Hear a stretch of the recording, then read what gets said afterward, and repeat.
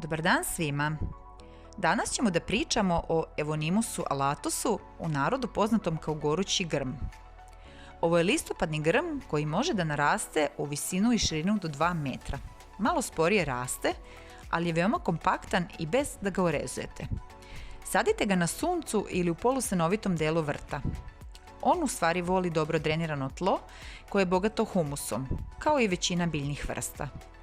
Njemu ne odgovara nikako površina na kojoj će da se zadržava voda, znači vodite računa o drenaži. Tokom godine njegovo lišće je zelene boje. Cveta sitno belo krem cvetovima u aprilu, odnosno početkom proleća, ali njegov primarni ukras definitivno nije cveće. Njegov ukras je u jesen, kada mu listovi dobiju intenzivno crvenu boju. Ovu biljku možete da sadite kao pozadinu nižim grmovima ili cvetnicama, a mogu se saditi i ispred visokih četinara ili drveća. Mi smo grupisali nekoliko sadnica i formirali nižu živu ogradu. Rastojanje između sadnica, ukoliko želite ovako živu ogradu, bi trebalo da bude 60 do 70 cm.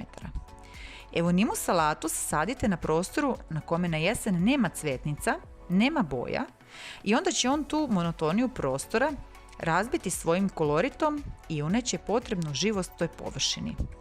Baš zato ga i zovu gorući grm. Možete i da ga sadite u većim žardinjerama.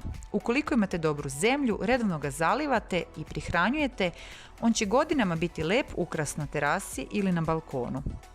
Mi sada čekamo još 2 do 3 nedelje da vidimo da se boja lista promeni.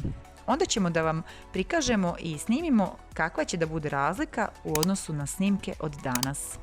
Lep pozdrav iz rasadnika Mihalek!